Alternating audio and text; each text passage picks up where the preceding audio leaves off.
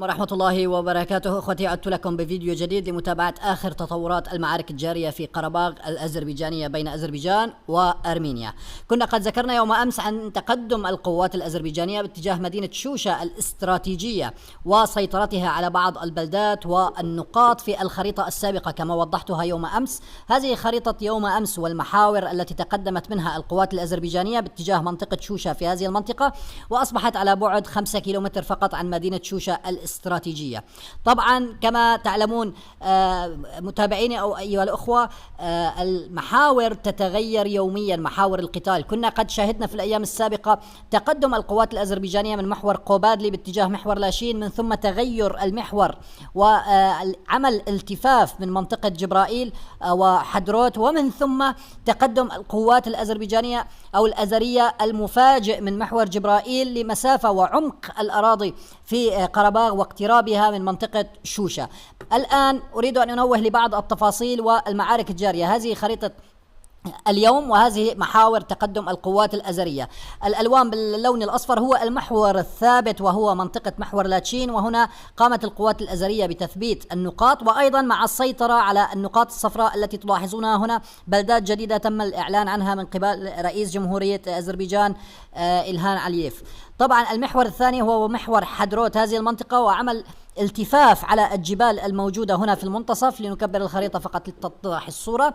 لا يمكن أخوتي للقوات الأزرية أن تقوم بالتقدم بخط مستقيم في هذه المنطقة بسبب وجود جبال توما، ونحن الآن فعليا دخلنا في معارك الجبال المرتفعة. يجب أن نسمي هذه المرحلة الآن هي معارك السيطرة على الجبال. من يسيطر على المرتفعات فهو يسيطر ناريا على المدن. واقتراب القوات الأذربيجانية كما ذكرت من محور فضولي باتجاه شوشة الآن هنا في منطقة شوشة، سيطرة القوات الأزرية على منطقة شوشة أي سيطرتهم ناريا على مدينة هانكندي بالأزرية أو ستيباناكيرت بالأرمينية وهي عاصمة مقاطعة قرباغ.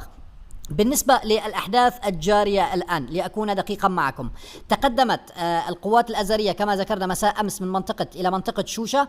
لقيت القوات الأزرية مقاومة عنيفة بعد وصول متطوعين من قبل أرمينيا من منطقة لاتشين ومؤازرات من منطقة خانكندي إلى منطقة شوشة، لكن القوات الأزرية لم تنسحب تحت وقع الضربات التي نفذتها القوات الأرمينية. كان للقوات الأرمينية الهجوم مباغت أيضا على منطقة شوشة وعلى هذه النقطة تحديدا للسيطرة على بعض مستودعات الذخائر والتي اقتربت القوات الأزرية منها بدون أن تكون القوات الأذربيجانية على علم أن هذه المنطقة تحوي مستودعات ذخائر للقوات الأرمينية. إذا لاحظناها في الخريطة الثانية هنا، هذه المنطقة منطقة تخزين ذخائر، وأيضا في الجبال الموجودة هنا في هذه المنطقة.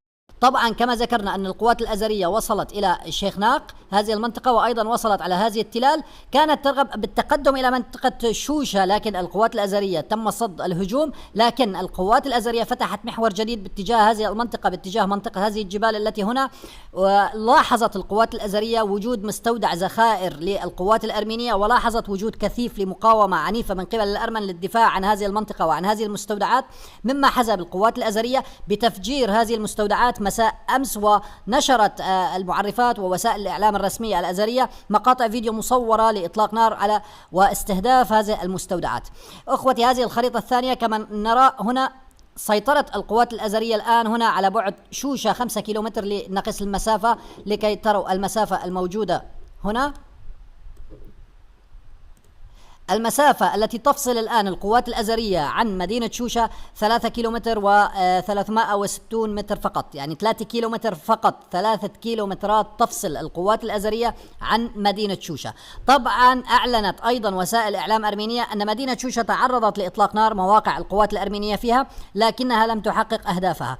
أما بالعودة للخريطة أخوتي، الخرائط الثانية هنا، ساعدت أرمينيا، كانت قد حاولت أرمينيا مساعدة القوات الأرمينية في منطقة شوشة، وأرسلت طائرات السيخوي إلى هنا لقصف مواقع القوات الأزرية، لكن الصواريخ أو مضادات الجوية الأرضية لأذربيجان قد استهدفت الطائرات وصنعت مظلة لحماية القوات البرية والمشاة المتقدمين في منطقة شوشة وأسقطت الطائرتين. بالإضافة على أن القوات الأرمينية أخرجت الاحتياطي من الراجمات تسليمات الصواريخ سميرش من مستودعاتها ومخابئها، ومع اشتداد المعارك في منطقة شوشة لاستهداف الأراضي الأزرية. لكن كانت الطائرات المسيرة الأزرية على أهبة الاستعداد، واستهدفت 4 منصات سميرش لإطلاق الصواريخ كانت احتياطية لدى القوات الأرمينية، بالإضافة لاستهدافها عددا من المدرعات. طبعا عدد المدرعات والآليات التي تم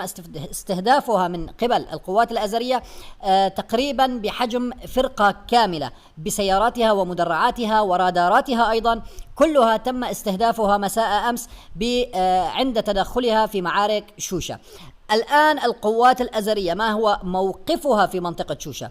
القوات الأزرية الآن تقوم بتثبيت نقاطها كما فعلت في السابق في منطقة كوبادلي وفي منطقة حدروت وجبرائيل.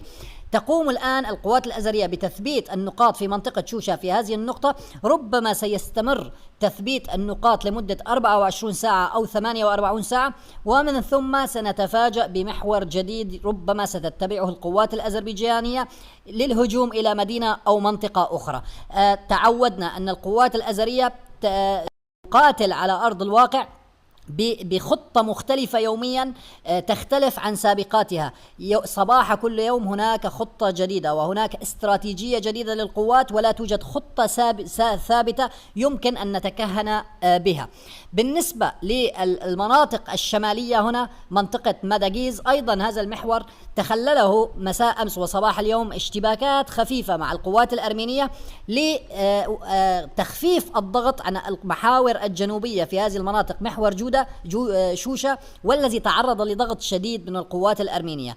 فتح جبهة الشمال في هذه المنطقة والاشتباكات والمناوشات مع القوات الأرمينية جعلت القوات الأزرية في منطقة شوشة التي كانت مضغوطة بشكل كبير للتنفس الصعداء وتثبيت النقاط وتمشيط البلدات والقرى الواقعة في هذه المنطقة. بالنسبة لبعض الأخبار الأخرى، رؤساء أرمينيا ومقاطعة قرباغ ربما هناك خلاف معهم، لكن اجتمع 3 رؤساء السابقين لأرمينيا وأيضا لمقاطعة قرباغ اليوم في أرمينيا، واتفقوا على إرسال وفد رئاسي من الرؤساء السابقين إلى روسيا إلى موسكو. للمعلومة فقط أن ذهاب الرئيس السابق إلى روسيا، هذا الرئيس الذي كان يعتبر عميلا للروس، وقامت السياسة وقام الشعب الأرميني بالانقلاب عليه وتغيير الرئيس وتقرب أرمينيا بالتالي من أمريكا، مما حزب بروسيا بالابتعاد عن أرمينيا وسياستها. بالتالي الآن محاولة ذهاب هؤلاء الرؤساء إلى روسيا لمحاولة استعطاف وطلب النجدة من روسيا وتقديم ضمانات على أن أرمينيا ستبقى الطفل الصغير الذي يسمع كلام الأب الكبير بوتين. نعود إلى هذه المعلومة أحببت أن أتطرق لها الآن، لكن نعود إلى معلومة أخرى مهمة جدا لكم أخوتي على ساحة المعارك. لماذا القوات الأزرية لا تقوم بهجوم مباشر إلى منطقة لاتشين أو إلى منطقة شوشة أو من منطقة آكدام؟ لماذا لا تتقدم القوات الأزرية من المناطق الحدودية والجبهات الحدودية الأساسية، أي من منطقة هوشافند وأيضا آكدام ومن منطقة ماداغيز؟ هذه الفكرة تخطر على بال أي محلل عسكري، لكن هذه المنطقة الحدودية أخوتي هي مناطق اشتباكات منذ أكثر من 30 عام، والتحصينات الموجودة في المناطق الحدودية أي الجبهات الأساسية هي تحصينات لا يمكن اختراقها بسهولة. القوات الأزرية قد صنعت خطة يمكنها أن تدخل مقاطعة قرباغ بدون المخاطرة بقواتها في دفاعات ربما لا تستطيع القوات الأزرية اختراقها.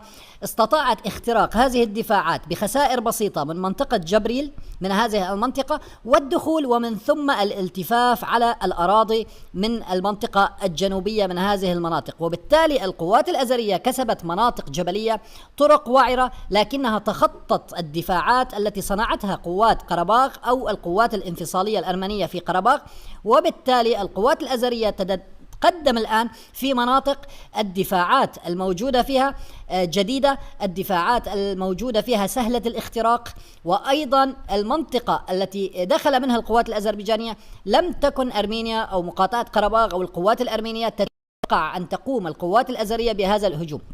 كل التوقعات عبر التاريخ وعبر كافة التقدمات أو المعارك أو الاشتباكات التي جرت بين أرمينيا وأذربيجان كانت الاشتباكات تكون في منطقة أقدام، هذه المنطقة هذه الخاصرة، وهي القريبة جدا من خانكندي عاصمة أو ستيباناكيرت عاصمة قرباغ أو مدينة شوشة، فكان التركيز على الدفاعات على منطقة أقدام.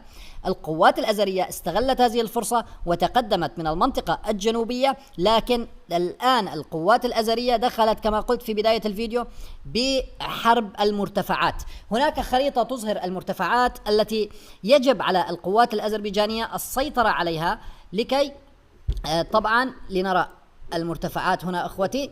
هذه الخريطة كما تلاحظون هنا هذا المرتفع هنا كامشين، ارتفاعه المرتفع هذا الجبل أكثر من 2200 متر. وأيضا القوات الأزرية سيطرت على بيوك كيرسداغ، هذا الجبل الموجود هنا وارتفاعه أكثر من 2725 كيلومتر.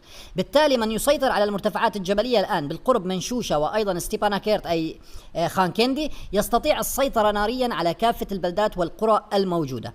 الآن نحن دخلنا في هذه المنطقة وتبقى لدى القوات الأزرية السيطرة على شوشة كمرتفع يطل على خانكندي أو ستيباناكيرت، ومن ثم التقدم على المرتفعات التالية بعد محاصرة القوات في الجهة الجنوبية وأيضا قطع طريق الإمداد بالكامل عن المناطق الشمالية وأيضا الجنوبية. هذه أخوتي آخر التطورات وآخر التفاصيل التي يمكن أن تكون قد تهمكم في المعارك الجارية في قرباغ. بالنسبة لنقطة القوات كما ذكرت أنهم الآن في شيخناق في منطقة شوشة في هذه المناطق. القوات الأزرية تقوم بتثبيت نقاطها، وهناك معلومات إضافية سنتطرق لها في وقت لاحق عندما تقوم القوات الأزرية بنشر بعض المعلومات لكي لا نستبق الأحداث. أخيرا أود أن أنوه أنكم لمشاهدة جميع الفيديوهات أو الإصدارات التي تصدرها المعرفات الأزرية من مقاطع فيديو لاستهدافات أو تفاصيل أو صور أخرى يمكنكم الانضمام إلى قناة تليجرام الموجود في وصف الفيديو. لا تنسونا الآن أخوتي من الاشتراك في القناة وتفعيل التنبيهات، ولا تنسونا من دعواتكم وتعليقاتكم، والسلام عليكم ورحمة الله وبركاته.